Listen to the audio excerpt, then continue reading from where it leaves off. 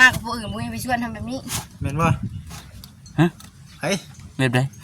บุ้ยชวนน่าจะคนเล็กประมาณเขาบ่เห็นแต่ผู้นี้ผู้เดียวแล้วจีชวนเราหมู่คนนี้บ่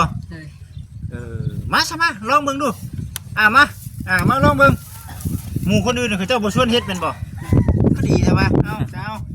มัดเข่าพ่อสมงได้แล้วได้มัดเข่าเดียวเลยแคนเพื่อนผู้นี้ดิเพื่อนผู้นี้เลิกจริงเลยเร็วมัดไว้ได้เว้นมันเพื่อนเร็วเลยโอ้ไว้คือกันไว้เนาะสาลาเขาภาษาลาวเขาน่ะเอิ้นไว้เนาะไว้แต่ว่าเร็วเนาะสองคนเร็ว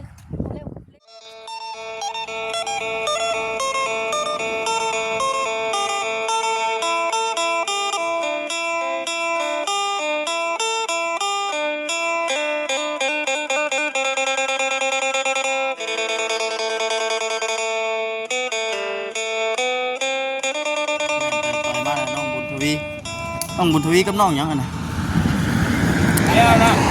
ไปไหนน่ะ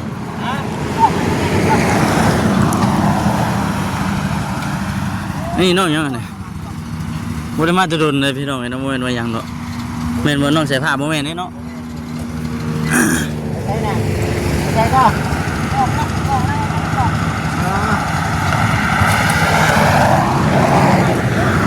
พี่น้องก่อนอื่นก็ทักทายสบายดีเด้อพี่น้องเด้อน้องทักทายสบายดี FC กันเบิดสุขพี่น้องเลยพบพ่อพบเจอกันดีคือเก่าอยู่ที่บ้านที่เฮือดต้องบุญทวีมื้อนี่อึ๊บบ่เปิดกระแจเนาะติดกับซ้ำสิติดไม่พ่อลุงว้าวเราบ่ไปให้ขยันเอาตัวสตาร์ทเอาสิไปใช้ไปบอกเขามาเป็นกอกไปบอกเขามาเป็นกอกแปลงน้ำก๊อกโอ้แปลงน้ำกอกเป็นน้ำกอกเขาคิดว่าปั่นไม่กอกระวังได้ขับรถหน่อยเด้อระวังเด้อคอยครับเด้อรถเองบ่ขับไว้เด้อน้องจะมีไปบอกทางมาแปลงน้ำก๊อกป้าเห็นพี่น้องมาฮอดกะพอดีเห็นเพิ่นนั่นปั่นเข่าอยู่พุ่นปั่นเข่ากำลังปั่นเข่าเลยพี่น้องเนาะ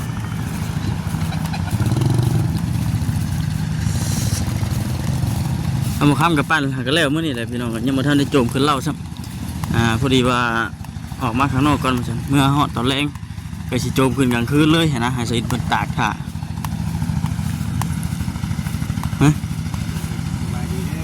สบายดี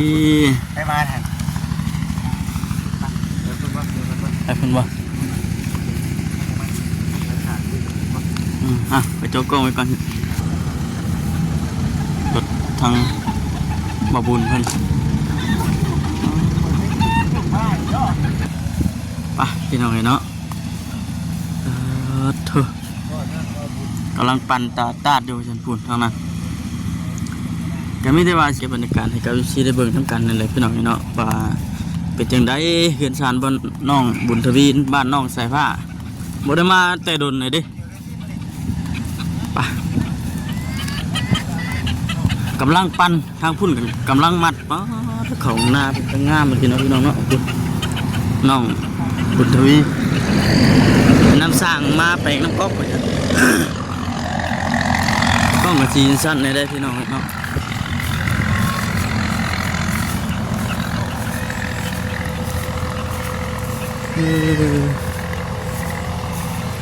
บริมาแต่หึงเลยไปทางไหนบ่ได้น้องอันใส่ผมจะพากัน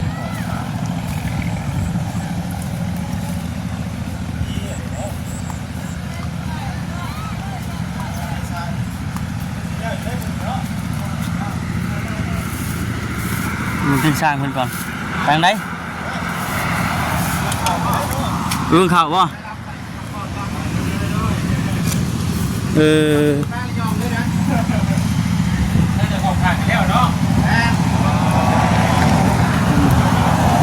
ลุยผู้เดียวได้ป่ะ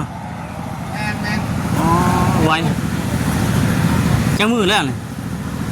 วันนี้เอาแผ่นขึ้นเลิกนี่ที่จบใช้ความขาดนอนทั้งวันกลางค่ำขึ้นกับนอนนี่เลยนอนพักนะเนาะคุณพี่น้องแล้วอะไรเบิดพอดี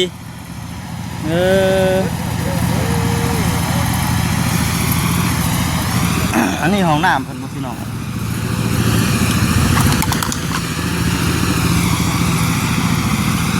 กำลังขุดห้องน้ำ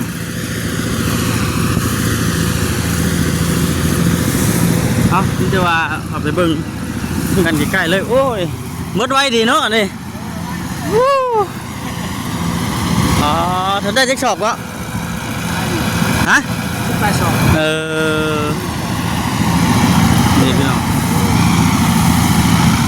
ยังมาทันเล่ช่างจักนานแล้วเนาะแน่นไปบน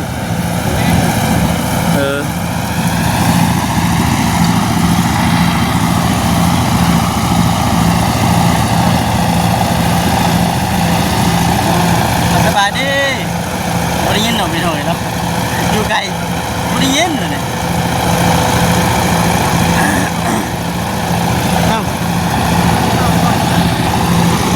เบิดพอดีพี่น้องเลย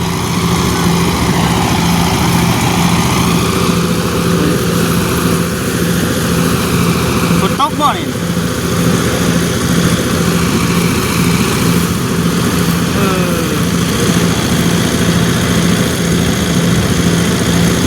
เราแห้งเติมเนาะบ่นี่เนาะนั่นจะนั่งอยู่เนาะ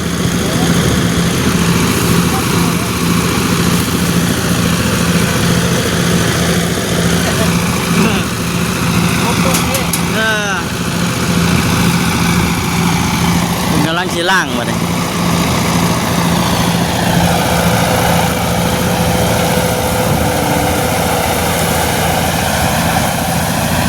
ยังไม่ได้อยู่เนาะ แม่นแล้วยังตักอยู่ ก็ถ้าเกิดได้อยู่มัน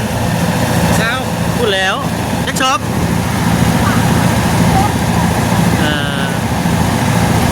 ได้ผู้ถือจะก้นเนาะเราจะไทยว่า40 สอบอ่ะ มา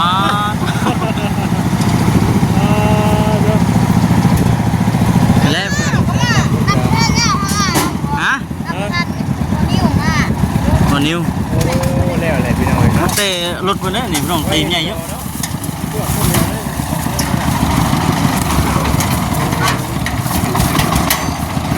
เราไม่แก่ได้ใช่ไหมเครื่องเนาะ เรียบร้อยบาทนี่น้องใช้ผ้าตัดปัญญาหน้าเบิ่งนี่ยังชื่อตากอยู่เลยเนาะ ตากอยู่ว่าคือ แห้งแล้วบ่ แต่กับพ่อยดีเนาะเขา 4 5 6 7 8 9 10 11 12 13 ไล่จากล้านแล้วมื้อนี่ 14 ไล่3 ล้านไปได้ในมือนี่ไล่จากล้านอ๋อ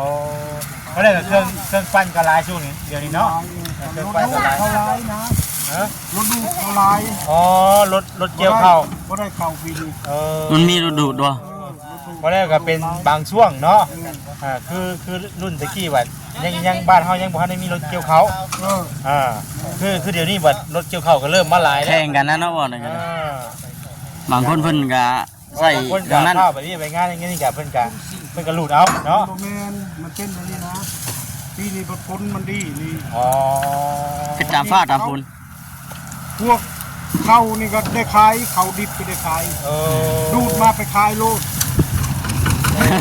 โลด1 ล้าน เอ้า โซน1 5 ล้าน ขายเลยโอ้ยแท้ง่ายครับกว่านี้เนาะโอ้โห ไปก็ดูแค่บาทนี่ ใครก็ยังรู้กันนี่บ่ได้จ่ายอย่างอีกเนาะซื้อข้าวเปียกอีกกว่านี่เนาะ ก็เพียง โอ้เดี๋ยวนี้เนาะเป็นไปบ่นี่ฮะอันนี้โมเมนต์เด้บ่คิดแล้วเด้นี่หน้าเพิ่น ยังว่าหน้าเพิ่นได้แล้วแล้ว นะ หน้าน้องบุญทวีแล้ว เขาก็ยังบ่ทันให้บ่แล้วผมจะให้ว่าโอน หน้า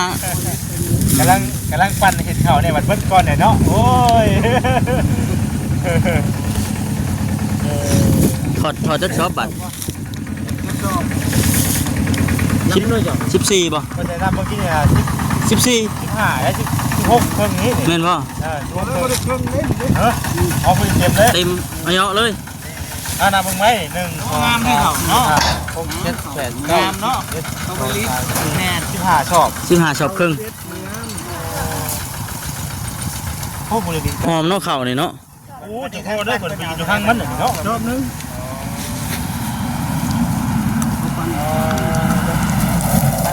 ไอ้บ้าได้ชอบเด้อ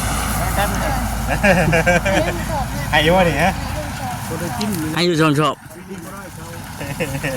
แม่อยู่เฮียนี่บ่ได้อยู่คือว่าบ่ได้ มันเครื่องดูดแล้ว ดูลายแล้ว ไปกระดูดไปกระดูด มันจะนั่นกันดูเนาะเพราะว่าแต่ก่อนบ่ได้มีได ซ้ำนี่ มีแต่เครื่องปั่นนะตะกี้ ปีนี้เซ็ตมันก็ได้เตา40ป้ายนี่ โอ้มาแล้วก็แต่ละปีนี่หลักร้อยขึ้นไปเนาะ 200 ถูกเฉพาะข้าวปั้นเฉพาะข้าวปั้นนี่เด้อ นี่เขาได้390 โอ้ปีแรกนี่บ่ ปีจะบิด โอ้เพราะว่าช่วงนั้นไผก็ยังคือว่ามันยังหลายเนาะไผก็ยังบ่ทันได้มีเด้ ปีนี้เขาบ่ได้ทาได้รอมาบ่ บ่ว่าดิ กูมาอยู่แล้ว ถ้าเกิดไม่ได้ซื้อนี่ล่ะเนาะ เปลี่ยนแล้วได้ แต่ไว้มันใส่ได้เนาะ มันมีแต่เฮาผู้เดียวเนาะมันหลายคนทั่วเลยผู้ใดไว้กันอยู่ว่าได้เนาะผู้ใดบ่ ให้ไว้ ไว้ มันพุ่นนั้นได้ จากที่ผู้มีรถปัจจุบันนี้ขึ้นในไหนบัดนี้สิเฮ็ดในไหนต่อบัดเฮ็ดไปตามสภาพมันนั่นเนาะ รถตัวน้อย ไปเรื่อย ยังบ่ทิมเนาะ ๆบ่ทิพย์ดอกดิ ถึง บ่ทิพย์เลยนะเพราะว่าแต่ละปีเขาเฮ็ดได้ก็ได้เนาะแต่ว่าพอพี่ บ่ได้เป็นนี่กับปีหน้าสิได้อีกเนาะมันว่าสิเป็นนี่กูปี ปั่นมันนี่ อุ่นทวี เนาะ ละมือ ได้ ได้ เรื่องในปั่นในปั่นที่เขา มือ3ล้านมือ2ล้าน แต่ว่าเขาจะได้ปั่นหน่อยลง ตากแดดปบคนนี่แหละปั่นปบ ได้ไหมว่าสมมติว่า ไปแล้วพุ่นไปมึงวัง ตามไปตามไม่คุณน้องหมุนพี่ไปใช้ช่วงนี้น้องคือบ่ค่อยเห็น วันครับเกี่ยวเขาหมูเขา เกี่ยวเข่าบ่ เกี่ยวเขาเอาเงิน เกี่ยวข้าวเงินเกี่ยวข้าวน้ำมู ได้เงินเท่าไรไปน้องเกี่ยวเข่า พ่อว่าเขาจะหายพันนะ 1,000 บาท หายแล้วบ่ ไปจากมือก็เกี่ยวเข่านะ เขาถามมึงว่า ฮะ เพิ่มแม่ไม่เอาอ่ะให้พระให้เอ้ยให้ลูกผู้ชายเหมือนกัน เจ้าไปเกี่ยวเข่าใช่เพิ่นจากมือก็ ชิบหายมัน โอ้ให้มันนึง เดี๋ยวพันยังเพิ่นเงินจะเก็บ ยังเลย ไก่บ่ ได้ลูก 15มื้อ1,000 นึง ไปเรื่อย เข้ามาไปพบไปเนาะไปพบไปเอากัน ไปยิบ มึงได้เงิน1,000ด้วย นั่งนั่งคุยกันก่อนน้องเนาะไปตั้งกระดาษน้องลุงทวีเป็นหน้าหมู่บ่คุ้มบ่ครับ หน่อยบ่ปานใดแล้วบ่ครับ ได้อยู่เด้สำหรับคนนี้ครับก็15มื้อ 15มื้อเนาะก็ ได้ เฮ็ดไป 6แสน ไป6แสน10แสนเนาะ 10 แสนเฮ็ดได้บ่มีได้เฮ็ดเนาะแม่นบ่พอได้แก้นะพี่น้องเอ้ย ถ้าได้เงิน10 บาท พอได้เงิน10 บาทติ ผ่านมาได้จังมื้อเลยจะหยุดนะ เอา หากหยุดบ้านนี่บ่ เฮามาก็มามื้อนี้มื้อนั้นเฮาก็บ่ได้ไปเฮาบ่ได้ไปแต่โดน นี่สิไปอีกบ่ดิพอแล้วแล้วบ่เลยดิ ยัง อืม เฮาไปมื้อเดียวแต่เฮาไปแต่โดนแล้วกาย15มื้อไปแต่โดนแล้วแต่เขายังบ่ได้สู้กูนี่เฮาไปเดี๋ยวเฮาไปอยู่เพื่อน แต่ว่ายังบ่ทันได้เงินเพิ่น ได้อีกประมาณ2มื้อให้เขาเอาเงิน ประมาณ2มื้อจังสิไปอีก กูบอกเขาไม่เอาเงิน ดีแต่เนาะบ่ให้ดอกพี่น้องเอ้ยดีแล้วเนาะยังรู้จักเด้จ้ะ จักเฮ็ดจังหาเนาะ โอเคเนาะ ขอบใจ ขอบใจโอ้เป็นคนตัดเขาปั้นน้ำพี่น้องเอ้ยเนาะคือว่าหน้านี่เจ้านี่เพิ่นแล้วแม่นบ่แต่ละปีนี่ได้จะสอบบ่ เก้า จากปีนี้ลุกยังลุกอยู่ได้ปีเนาะปีนี้ได้10ปีพอ รุ่นแบบ โอ้ก็เป็น15ต่อสอบหนึงเนาะบัดนี้เข้า15สอบ ลูกสำหรับปีนี้ ลูกหาสอบเนาะ อ้ายแห่งคักเนาะ ใส่ปุ๋ยจักชอบ สอบหนึ่ง แต่เก่าได้อ่ะ ปุ้ยชาลูกได้ชาวสอบ ห่วยวันหน้าต้องใส่สหาโลได้มันนี่จะใส่เกินเลยนะ ใส่ชอบหนึง ใส่สอบหนึงดิ ใส่ชอบหนึงแฮงลุกตายรถบา ได้ ท สอบหนึ่งพันก็ได้เข่า วันหน้าต้องเอาสูตรเก่าน้องบุตรวีเลย เมื่อก่อนน่ะได้ใส่ปุ๋ยเช้าหาโล โอ้ได้เศร้าสอบ โอ้ ปิดสูตรแล้ว 50โลวัดได้15ชอบที่เขา โอ้ยเนาะ 50 โลก็ได้15 สอบไล่ถึกแล้ว ได้ดิ 50 โลก็15 สอบ โอ้ยเนาะเป็นบ่นี่เพื่อนเจ้านี่สิแล้วแล้ว เลย ดีใจอีบ่ล่ะ นั่งลงแล้วนะ เนาะนั่งบ่นั่งบ่ จังเที่ยงได้ ไปจ้ะนั่งเดี๋ยวเนาะคุยกันก่อน การน้ำมันก็เรียกไปรถแล้วไปเอาคนนี้มา แม่นบ่ เอาคนยิบมาได้เลย ฮะ เอาคนอื่นมาไปเพราะว่าคนอื่นมันลุยมาก็เป็นคนลุยเลยลุงย่างเขาอยู่เขาขายคนเลย เอาว่างกับมีแต่ว่าเก็บออกอะนะ ที่บอกน้ำไม่ได้ ไปเลยเลย จ้าครับนั่งเด้นั่งแล้วดิเก่งอยู่บ่ เจ๋งอยู่ เนาะเพราะว่าเรือนชาดันเป็ดยังขอบแข็งเนาะใจขอบแข็งพี่ก็เริ่มใหญ่แล้วเนาะเฮ็ดเวียกเฮ็ดงานพี่น้องเอ้ยมันจะให้กันแท้นาเจ้านี่ เก้า เข้าให้ นาเก่าให้ได้15ชอบ 16 16ชอบ มันขอสอบเลย ถอดสอบนึง เดี๋ยวว่าลุกกลัวปีแต่เก่าพี่น้องเราอ่ะ เก่ากะสู้ๆได้เนาะกุ้มอยู่บ่แต่ละปีสมมุติว่า กุบอยู่ กุ้มอยู่บ่เขาบ่ได้ขายเด้เนาะ เกี่ยวพออยู่เนาะบรรยากาศดีแล้วสงงานนี่แหละ บรรยากาศดี ขอ เด้ เนาะ มีบ่น้องบุตรวีมาขอนะ บอบี บ่มี ดีละ ไม่แรงยิงคนห้องน้ มันได้จะคุณของน้ำแม่นบ่ อืม อันนั้นได้เนาะแม่นบ่ ถือให้ค่อยกันเป็นหนึง เท่าก็มาเอ้ยพี่น้องเอ้ยเนาะ มาแล้ว ได้แล้วฉัน นี่บ่ อึบำส่วนเห็ดกระส่วนอยู่ ฮะ ส่วนเห็ดกระส่วนอยู่ ดูเฮ็ดเดี๋ยวเนาะคนชวนกันได้ เด้อ คนนี้บ่ คนนี้ว่า เพื่อนบ่นะ เพื่อนว่านี่ เพื่อนน้องบุญทวี คุณเลยคุณได้อยู่บ่ของน้ำน่ะคุณของน้ำของในบ่ แต่บอกไป ป้า ไป ป้า ไปลองเบิ่งมาพอได้นวดบางเทื่อที่บ่จิตสิ น้องบุญทวีพาลุย เราเบิ่งอีกเนาะ เพราะมันจวดจ้าดไปอีกเนาะ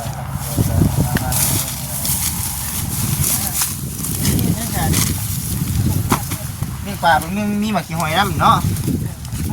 เกี่ยวหอยลอยน้ำ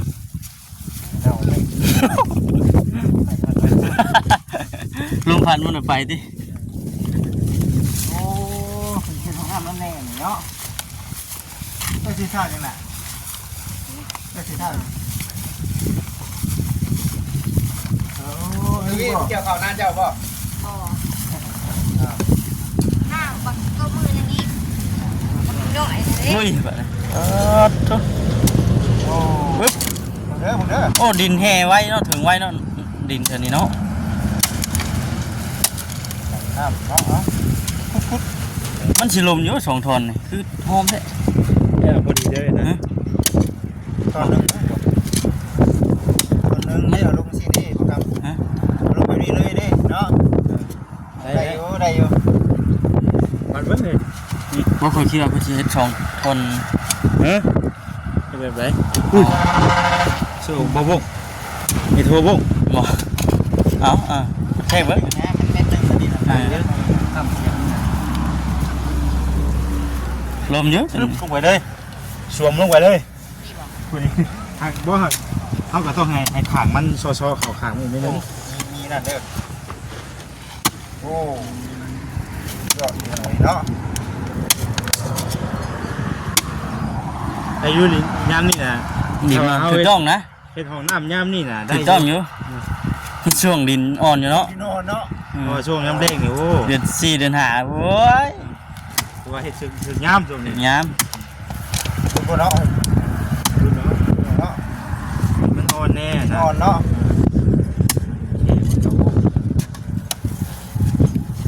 ต้องเสียผ้าได้ แต่ ฝ คุณเนาะ พอดีน้ำมัน ไม่ใช่กับติดผู้นั้นดอกคนนี้เนาะ เมื่อคืนยังพากันนอนบ่เมื่อคืน นะ ยังพากันนอนบ่เมื่อคืน ใคร เมื่อคืนนี้จะนอนใช้เมื่อคืนนี้ต้องใช้บ้านน้องคนเดียว เริ่มสร้างกันดิ โอ้น้องก็สร้าง ก็สร้างมันมีหมู่เลยดิ โง่เนาะ มีครูนอนนำเด้อดิ โอ้ไอ้นะ มันคนอาทิตย์คนละบอนบ่ คนยาเลย คนก็สิทุกเลย ตัวแห้งเลย บ้านนี้เข้าแล้ว เข่าให้หลังรถข่อยจ้ะ มันเต็กได้ตากเบื่ออยู่นึง นั่นเป็นยังนี่ โอ้ ข่าวตอนนั้นยังว่าอยู่ไหนเขาว่าตอนนี้มันมาในนี่ มามันก็สอบเลย อ๋อ ไปขึ้นไปหาตู้ค่อยไปหน่อยเนาะก็เลย ตู้คอยบ่ซื้อเป็นไง โอ้แล้วเขาบอกสิจกก็ได้ดอกกันนี่เหยียบสิมส่วน ว่าเป็นคุดมาแห้งเนี่ยเนาะ บ่เออ เอาเลิกเนาะไวเนาะสุก เขาบอกไว้เลยบ่จิ ฮะ ตายมือเลยคุดนี่นะไม่ได้ชั้นนี่นะเอาไว้คุดเท่าไรเท่าน้อยบัดนี้เท้าตั้งคุดดีๆก็2 มื้อกันแล้ว สองมื้อเนาะกันสิ นี่เขาค่อยคุดไปมื้อเล็กมื้อหน่อยเด้ ดินถึงดินแห่ไว้ใช่มึงนี่ ฟังมิแต่ว่าค่อยสิไปรถคนเลยบัดนี้เด้อ โอเค ไปเมียนเครื่องอยู่ในหลังรถมันฝนตกนะ ได้แต่นี่ก็จะเดินได้ คือเฮานี่ขึ้นไป ช่วยน้องบุญทวีก่อนมาละก็ได้มีพูดน้ำแน่ในเรื่องที่มาหาน้องบุญทวีเด็กใส่บริการของน้ำแล้วนะฮะเนาะ ปุยปุย โอ้ใครเนี่ยติดดินน้ำเลยเนาะ ระวังหมุนทวีไงแล้วปีนี้เจ้าสิขับรถเอง อันนี้ จัก ก็เพื่อนนะ ขับรถไถหน้าเองจักปีนี่เด้อ ใส่แล้วหรือไทยกัน ขับได้เลย นี่มันแหละ โอ้ สองเลขจะเป็น โอ้ขับเลนเลยขับขี่เลยที่แหละขี่ขับเลย ขับขี่กับขี่ รถไถหน้าเดินตามเด้ หน้านี่ รถนั้นเดินตามเนาะเดินเลย ประหยัดสิจกรุดเลย ผมก็ มากกับพวกอื่นบุ้ยไปชวนทำแบบนี้ เหม็นว่าเฮ้ย เรียบได้ บุ้ยชวนเขาจะคนเล็กประมาณว่า บ่ บุ้ยจะคนนี้คนเดียวแล้วจะชวนเรา เพื่อนยัง งูคนนี้บ่ เลย มาใช่ไหมลองเบิ่งดูมาลองเบิ่งหมู่คนอื่นเขาเจ้าบ่ชวนเฮ็ดเป็นบ่ก็ดีใช่ป่ะเอา มัดเข่ากับพ่อสมงได้แล้วได้มัดเข่ากับเดียวเลย เ แคนเพื่อนผู้นี้เด้ พื่อนผู้นี้เลิกจริงเลย เร็วมัดไว้เด้เว้นมันเพื่อนเร็วเด้ โอ้ไว้คือกันไว้กับ ไว้ไว้เนาะชาลาวเฮา ไว้กับไว้ ภาษาลาวเขาเอิ้นไวเนาะ ไว้ แต่ว่าเร็วเนาะ ช่องคนเร็วเร็วเร็ว เร็วกับเร็วเนาะ พอดประมาณ10 นาทีพอด3 4ให้แป๊บเดียวแล้ว โอ้แสดงว่าเพื่อนซอยเพื่อนเนาะ ไม่ใช่นี่ฮะเพื่อนกันไหน ร้องถือกันเด้อจ่อจัง แน่น่ะนี่วันนี้เพิ่นดูมันดิเนาะ แม่ เพิ่นดู มั มัน นซอยหมู่ซอยคู่เนาะว่าอะไรกัน หมู่เสียคู่ดีแล้วน้องเอ้ยเห็นว่าเพิ่นว่าพบหมู่หมู่ดีก็ดีเนาะ แม่น คนดีภาษีก็จัวบ่ครับ พวกคนชั่วพระตัวมันมอง ช่วยกันทักเพื่อนกันนะว่าทางน้องทั้งสองนอนเฮือนน้องเพิ่นนี่บ่จะชื่อว่าใดก็ได้บุญมาข้าวบุญมาช่วยกันพูดได้ก็ใช้บริการเนาะ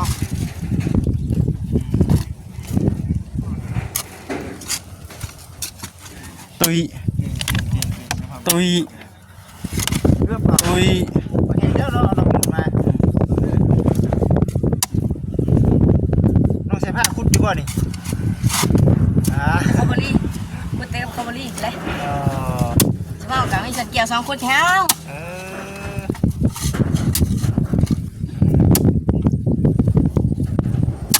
มันเป็นดินนะนี่เนาะเป็นดินดาดคอยคุดไปคือเราพักผ่อน เหนื่อยกับพักผ่อนเนาะ ผ่อน อะไรยิงพุด ได้จะคุดเอาคุดได้แบบนี้ดิ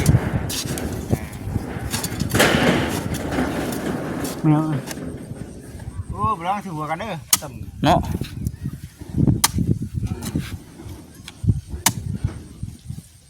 จะนั่งขึ้นหลังคาแล้วค่ะ เบิ่ง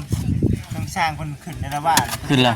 ฮะ เราก็ขึ้นมาแล้ว ขึ้นได้อีกบ่จัง เอาไว้ ระวังไหมระวัง